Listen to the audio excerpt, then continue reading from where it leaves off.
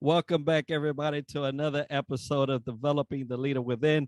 I am Enrique, your host, and today I have with me Naomi Garrick out of Jamaica, and I'm so happy to be in the islands again. I'm from the Caribbean myself. I'm from Puerto Rico, and it's just so nice to have a fellow islander with me on the show. But today we're going to be speaking about leadership and personal branding, which is one of my favorites. But before we get into it, Naomi, why don't you just take a little while and tell us about you and what you're doing? Okay, so hi Enrique, thank you so much for having me. I actually don't get to go on a lot of podcasts with Caribbean nationals, so this is exciting, even though I know Puerto Rico is a part of the US, but it's still in the Caribbean, right? So I'm really excited to be here to share stuff about personal branding. It's such a relevant topic. But as you said, before I get into that, I'll tell you a little bit about myself. So of course, my name is Naomi Garrick.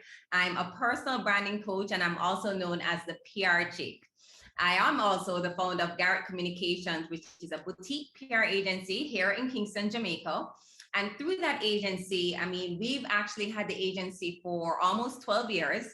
And through that agency, we really help individuals, brands, and companies to be seen, heard, and experienced by their ideal audience. And we do that by really leveraging media relations and creative storytelling, especially now more so in the digital space, so that we have access to the relevant audiences that we're trying to reach, utilizing the different platforms. But what's interesting is I got into this personal branding journey maybe about 3 years ago. And like many entrepreneurs, entrepreneurship is really a roller coaster of feelings and emotions. And I was in that place where I wasn't really sure if I wanted to continue with being a public relations consultant. I've been doing it for at that time maybe about 9 years, but I wanted more fulfillment through my everyday life, and I was trying to figure out how to do that with the different experiences that I have. I don't have formal education in PR, even though I have my own PR company. It has always been through my own personal journey, through different experiences, through my education, through my relationships with people, and how I engage in different spaces. And so I actually started participating in a lot of different leadership programs and workshops to really kind of get my mojo back in this space. And in one of our sessions, our coach had recommended that we try to do something with our talents and our experiences that we could create some kind of nocturnal revenue. So of course, that's money in your sleep. And she said the easiest way would be to write a book that gives you some kind of authority in your space. You put the effort in one time and then you let it do its work. And so I decided to write about my experience. And I realized that that was actually personal branding, because really believe that through my agency, I got to where I am now because of relationships. It had a lot to do with relationships, of course, results, but relationships and the different experiences that I had through other careers that I was a part of that led me to this place as becoming an expert in PR. And so I wanted to share that journey and share steps on how you could use your personal brand to be an expert or thought leader. And through that, I created a workbook called A PR Chick's Guide, 8 Steps to Building Your Personal Brand. 3 years later, I'm the personal branding coach in Jamaica. I have conducted so many workshops for individuals and corporations about the importance of building your personal brand. I've spoken internationally, locally. I've created 2 more workbooks, online courses, and I really get fulfillment in my role as a personal branding coach. And really what I do is I help individuals or executives or entrepreneurs to stand out as the expert or thought leader in their industry by really learning how to understand what that unique value is that they have. What's the unique problem they solve, and who do they solve it for? And I do that by helping them to get clarity, understanding the value, and then how to communicate it effectively to their ideal audience. And so it's really about positioning, packaging, and promoting their personal brand, especially now in this digital space. That is a wonderful story. And don't mind me if I'm a little biased when you say the PR chick because, Puerto Rico. But I know you're Jamaica. I I love know. that. Yes. But, you mentioned two things that just stood out immediately. And when you was talking about media and you said storytelling, Yes. those are two aspects of leadership that are seldom tapped into. A lot of folks try to Absolutely. shy for the media, the limelight, and all of that will highlight you apart from being behind four walls kind of. But the storytelling piece is where I believe in your personal story was where you were able to capitalize. And everybody loves a great story. When it comes to leadership, you seldom hear leaders talk about their story. So when it comes to personal branding, let's discuss a little what it really is, because some people may Sure. think of it as something different, and there are different forms of branding, but personal obviously is one that you will undoubtedly have expertise in. So, what is it exactly? Sure. And actually, before I answer that question, Enrique, I want to touch on what you just said. The storytelling aspect of our leaders are so critical now more than ever. And we realize it more and more as this generation that's coming up that has so much access to information, they're so more in touch with their core values and the things that are important to them and culture. And so even as they're making decisions with companies that they want to work for, they're looking to what's the story behind the leader or who's at the top of the company or the leadership team. I want to make sure that it's aligned with my values. I want to make sure this is a company that cares about the things that I care about, or it's someone that I can learn from because of their own experience. So that becomes a lot more important as we're looking for opportunities. We want to know the story because at the end of the day, it's a human connection, right? I think it's Tony Robbins that said something like, people are not in the business of buying goods and services. They're in the business of feelings, connection, and emotions. And that's so relevant more and more now. And so that is one of the reasons why personal branding has become so much more important and relevant. And the thing is, personal branding is not a new thing. It may feel like this new buzzword that we're all using now, but it's simply your reputation, and that already tells you that you already have a personal brand in case you didn't realize. People still think that personal brands are reserved for influencers and socialites and celebrities and CEOs and people that are already in the spotlight. But we all have a personal brand already because it's a couple of different things. It's how we see ourselves, but a lot of times we may not be projecting that to the rest of the world, how we think the world sees us. So then your personal brand also becomes, what do people say about you? Jeff Bezos says it best when he says, your personal brand is what people say about you when you're not in the room. And then your personal brand is also, what do you want to be known for, right? What do you want people to remember about you? How do you want people to feel? What's the emotion you want to create when people see your face, they hear your voice, they read something that you wrote, or they meet you online or in person? And then, more importantly, your personal brand has become what Google has to say about you. Because now, as we're living in this digital world, and because of the pandemic, everyone is online, the internet has become the great equalizer for individuals across the globe, because everyone has the same opportunities to be showing up online, utilizing these amazing social media platforms for free in order to really connect and showcase their value and expertise. And a lot of people are making decisions about whether to engage with you as an individual or your business or your products or services, just based on what they're seeing or not seeing online. And so that's why I think personal branding has just become so much more important in this day and age, because the world now has access to your brand by just simply doing a search online. That brings into perspective a lot of things in terms of leaders, because as you was talking, I always try to visualize the feet, the shoes that a leader is standing in at the time. And I once said, uh, in talking about leadership, you don't want to be that leader that's in the mouth of a family at their dinner table unless it's a good thing.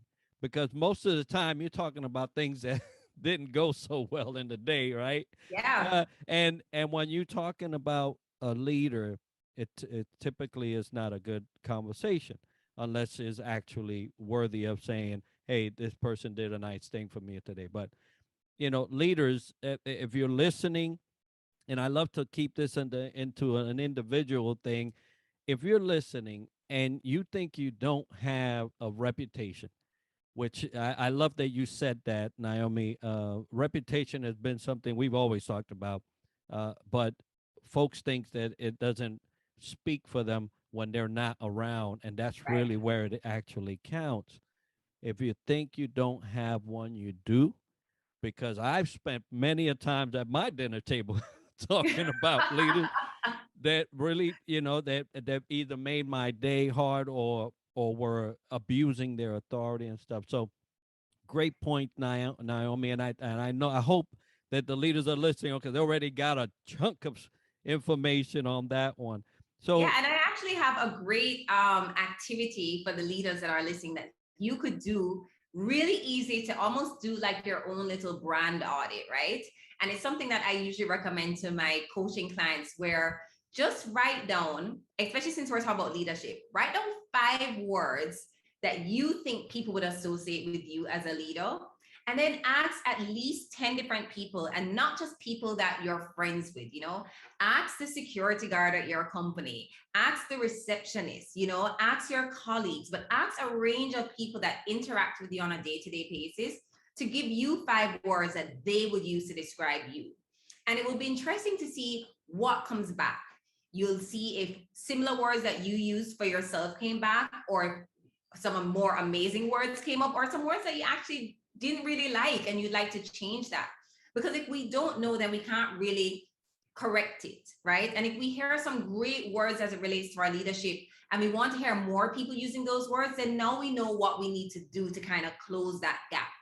And so that's always just a great check-in to see, what do people actually think about me, especially in my role as a leader? Because as you said, how you treat people is truly a reflection of your personal and professional brand as well. And so you want to ensure that it's not just the people that are on your level that think you're this great, awesome person, but it's everyone else that you interact with on a day-to-day basis, because you don't know who they're speaking to, as you said, whether at the dinner table or at the bar or in a conversation about you, and how far and how wide that will travel as well. So let's hope that it's all great things, Let's hope that you're delighting through your interactions with individuals and not disappointing. I absolutely love that exercise. That's similar to a 360 that I kind of encourage leaders to incorporate in their process of evaluating their leaders in companies. But that's a simple way of getting Simple. instant feedback. And yeah, some of those words may hurt, but But it's good to know, right? it's good to know, and it's a way of improving yourself immediately. So I love that, Absolutely. absolutely.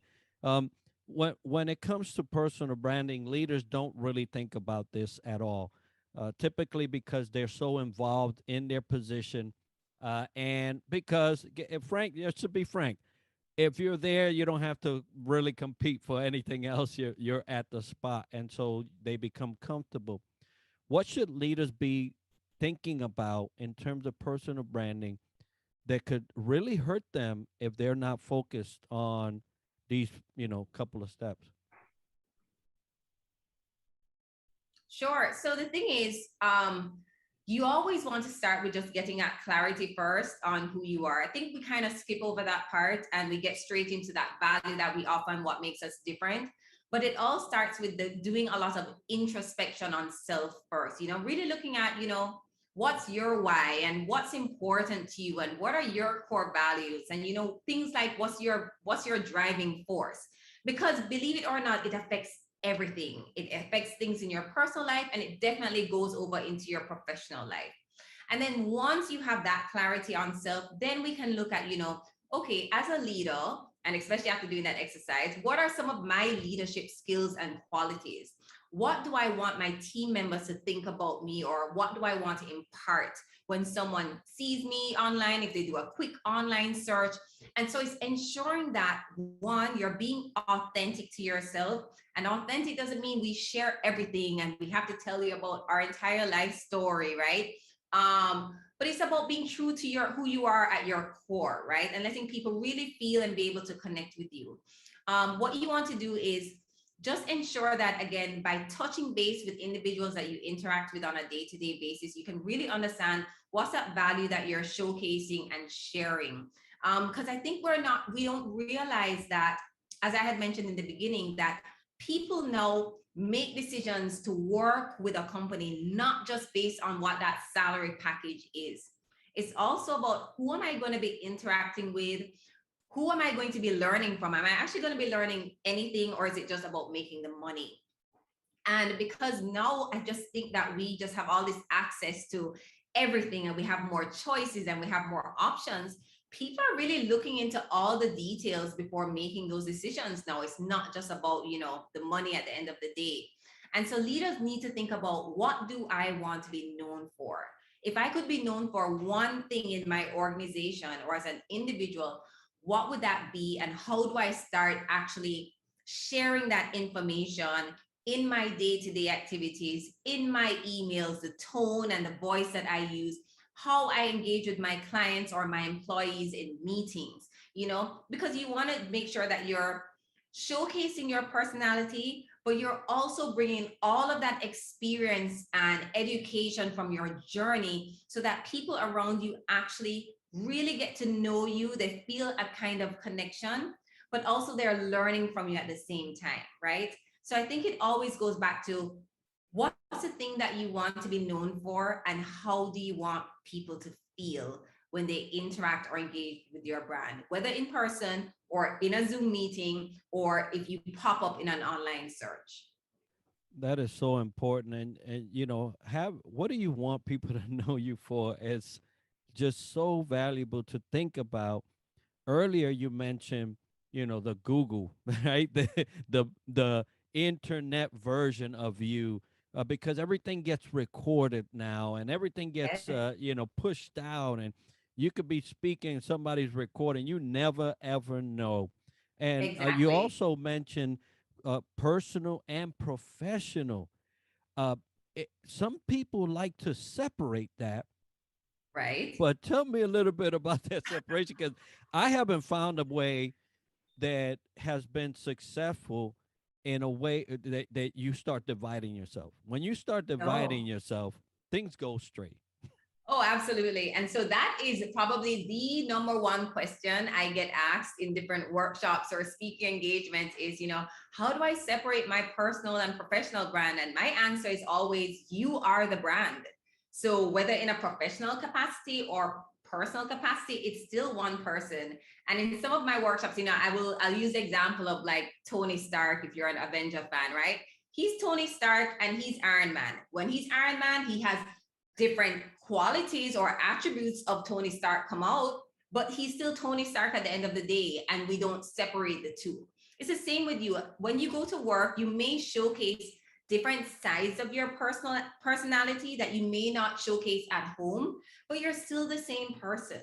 And individuals that interact with you don't necessarily separate that. So another thing is that you can't show up online as one person and then I meet you in person and you're someone totally different, right? Then you lose the trust, you lose the connection, you lose the community. And we see that all the time, even with influencers and celebrities. You have this great following, one of your fans or followers finally gets to meet you in person, then they have a really bad experience. And then it changes the whole relationship between the individual and the brand.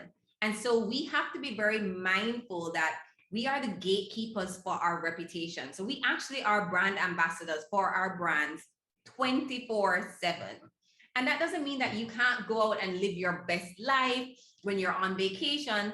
But guess what? If you're the CEO of a company on vacation, and I work at your company and I see you on vacation, I know you're on vacation, but you're still the CEO of the company to me, right? And I'll give a small example. I remember I was traveling to a conference once with a colleague, and she was complaining about a really bad experience she's having with one of our local banks.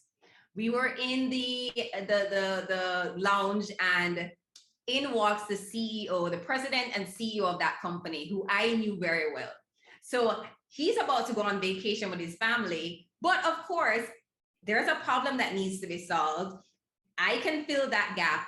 And he had to now come out of vacation mode, put on his CEO hat for a minute so that he could solve this thing related to his company and the brand. So we don't really separate it. And then I'll give one last example. We see now, especially on the internet, right? If an individual that works for a company, or they're the CEO or founder of their own company, and they post, tweet, share something that others may find offensive or inappropriate, or whatever the case may be, they never just say, hey, Naomi Garrick posted this. They're going to say, Naomi Garrick, the CEO of Garrick Communications, $10 billion company with over 1,000 employees, said that, right? It's never just going to be Naomi, who lives in Jamaica, right? They're going to put everything. And so now your entire company's reputation is at stake because of something that you did. So Warren Buffett says it takes 20 years to build a reputation and only 5 minutes to ruin it. And if we think about that, we do things differently. But right now, we can easily ruin our reputation like this because of the digital world that we live in. So now more than ever, you really don't get that opportunity to separate the two. So it's just about being mindful of that and being responsible for your brand and how it's showing up in different spaces. I love that you mentioned the whole management of reputation, because it truly is the bread and butter behind what this profile that you're pushing out from you, this brand that you represent, like you said, 24/7. It belongs to you. You're the ambassador. Actually, you should be the first and most prominent cheerleader behind yourself in terms of how you're going to put the best foot forward. A lot of times I speak to leaders and they have that challenge. Oh, but I can't be myself. I said, well, what what is yourself? What is what what is what is yourself? that? What are you talking about? Because if what you're saying is that you can't be somebody other than a person that can be digestible for the masses, right? Because the masses is what allows you to propagate your business, your talents, and anything you have. Um, so if you're saying you're having a challenge there, then we need to go to that 5-word exercise. Right. Or maybe you're not in the right business or industry or role. So that's why, even going back again to that clarity step of really understanding who you are and what's important to you and your values. I think if people did that more, you'd save a lot of time and heartbreak when choosing the companies that you work with or the people that you engage with on a day-to-day basis. No one wants to be pretending to be someone else their entire life. There's no fulfillment in that. Yeah, no fulfillment, and at the end of your life, you'll have nothing to to actually grip on and say, "Job well done," right? Yeah. And we spoke earlier about this reputation on the professional side. Um, I've come across some people, and even myself, that if I were to be, let's say, applying for a job, and I found out somebody was working there, I would not go. Yeah, it the leadership was that Yeah. bad that it Yeah. scarred so far down deep inside that that reputation is still there. Now, you know, we never know how people change, right? Or how, Right. so it's kind of like you're letting the hurt kind of lead you. But that's the thing that leaders don't understand. You can actually change but that hurt is still left behind. And Right. so And that we're, your and we're human beings, right? right. And so you have to be careful in that regard when you're talking about personal branding, that it's not, you're not known for something that could eventually not allow you to have a great team member because of what they've experienced in the past. And I think a lot of people don't think about that. Absolutely. And the thing is that, what I want um, the leaders to realize too is that you could have started off as a specific kind of leader, but you can change and that's fine. Right. So I don't want people to think that, okay, I want to be known for this, so I can't be known for anything else. Because we're always evolving, right? I was known for public relations, but now sometimes people forget that I still have a PR firm because I want to now be known as the PR chick for personal branding. So your brand can evolve as well, but you have to ensure that you are communicating this change in all the possible spaces. So in person, online, in your bio, how you engage with people when you're talking to people, what's your headline statement or your personal brand pitch. So, I want people to know that you can reinvent your personal brand, especially in this pandemic. I've met so many people who have completely, pivot is our favorite word in Jamaica right now as it relates to the pandemic, but who have pivoted into new roles that actually really and truly represent who they are at their core. But again, you have to be aware of that and you have to communicate it. If you don't tell people, they won't know. So in the case of a situation where someone may not want to work at a company because they had a bad experience 15 years ago, not knowing that this person has participated in several different workshops, seminars, and they have changed their whole approach to leadership and the company is growing and it's a great opportunity, if people don't know. So we have to ensure that as we're changing and as our brand continues to evolve, that we're also sharing that journey. And it goes back to that storytelling, right? We're actually sharing the journey with our various audiences so they also know, and they can also tell other people if it comes up in a conversation, hey, I heard you talking about, Enrique the other day, but I'm not sure if you're aware that he just got an award for, leader of the year in his industry because he did these things over the last 5 years. And then it starts to change the perception that someone may have once had about, you and your brand. So we have to let people know as we are evolving and improving ourselves and stepping into new spaces and experiences, so that what we do want to be known for is available for people to actually know. That's very powerful because that storytelling is twofold. It could tell where you want to go, but it could tell where you came from. And so Yes, a lot of times that came from story is much more powerful than the where you want to go, because it yes. tells about the It's a journey. metamorphosis, right? The journey, as you say, of your evolution. We're all human. We all have steps to go through in life. Some learn it faster than others. And as long as you're learning. So for those that have been hurt before, hey, dig in a little deeper. You might find that that person is no longer hurting nobody, and you could actually start to build that relationship with them. And so for leaders, there's always a way to connect again, and it's through the storytelling. Naomi, it's been so good to hear about this. And, for the leaders that, hey, they got clarity, they went and asked those 5 words, and they know where they want to go and what they want to be known for. They're making all the right moves, ensuring that they're personal. There's no division. They're singing the same song day in day out, and but are just not out there. They're not confident enough yet to push this story out. What would you recommend for them? So, but I always say to start where you are, especially with this, what's happening in this digital space, it can be very scary.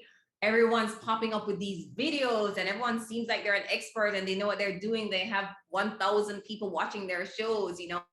I think it's the fear that holds us back a lot of times. And a lot of my clients are actually over 45. And, that's that age group that they've probably been doing the same thing forever. And they've realized that maybe this is not what I want to do, or how do I still position myself, even though there's a 25-year-old doing what I'm doing too. And so it's about to kind of really first understand where you are and where you're trying to go. Again, what's that thing you want to be known for? And then figuring out, okay, so I want to be known for this thing, and I solve this particular problem. Where's my audience? Like, who am I solving this problem for, and where are they showing up, especially now in this online space? Is it LinkedIn? Are they on Facebook? Are they in my company newsletter? Like, where are these people, and how can I actually share some value? Right? So it always comes back down to the value that you have to offer as an expert through your experience, through your journey. And then just starting where you are, choosing some kind of platform, and starting to show up. I find all the time, so I'll share this with you guys. I am a PR person because I like to work behind the scenes. I don't like to do public speaking. I don't like to be in the camera. I am the one behind the camera telling you what to do and what to say. And jumping in this role as a personal branding coach, it's still very scary for me, because every time I speak on stage, my armpits are sweating every single time. I am nervous. I don't know if I really am the person to be sharing this information. Imposter syndrome starts to creep in, all the limiting beliefs. And I literally have an out of body experience when I'm on stage. Don't ask me what I spoke about. It's over. Let's move on. But you see, I still do it because I know that I have some knowledge to share, and I know that whatever I'm going to share is going to at least have a positive impact on one person. And so that gives me the drive to continue doing it, even though it scares me. When I go on video on social media, I literally count to 5 first, take a deep breath, and then I start. Because it's nerve-wracking. Suppose no one shows up. I'm going live on IG Live and one person is watching the video. I still need to act like there are 10,000 people watching the video because this person chose to show up for me. So we have to get over the fear and understand that by showing up in these different spaces, we're showcasing value, we're showcasing expertise, we're helping other people. It allows us to become top of mind in our field as thought leaders. And if you are the owner of a company, or you are at the top level as a leader of a company, it also attracts the right people to your company and your industry. So what I try to do is think of all of the great things that could come up by stepping out of my comfort zone and just starting slowly. It may be just posting something that happened in your day on your LinkedIn page, or 3 top tips for people in the entertainment industry that I've learned through my journey, right? Make it personal so that you can connect with others. But what I always say is, write down, as a bit of brainstorming, what are like 10 questions that I get asked all the time in my role as a leader or as an expert, and think about how you could actually share that information in different kinds of ways on different platforms. Whether it could be, you could write a long form article on Medium, or you could write something and submit it to your local media house.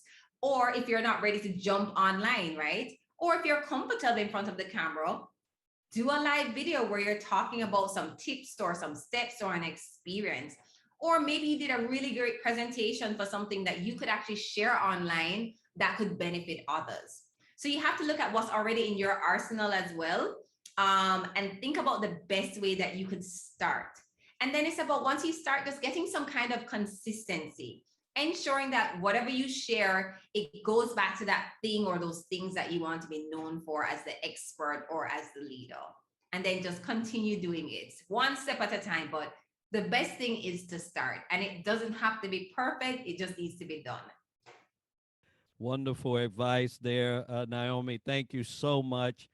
Okay, we shared so much today. I think this was going to end up being in your second or third book there. But Naomi, if somebody wanted to contact you, and I know you're working in Jamaica, but there's, your personal branding could be all international. As you say, you already spoke in those arenas. Sure.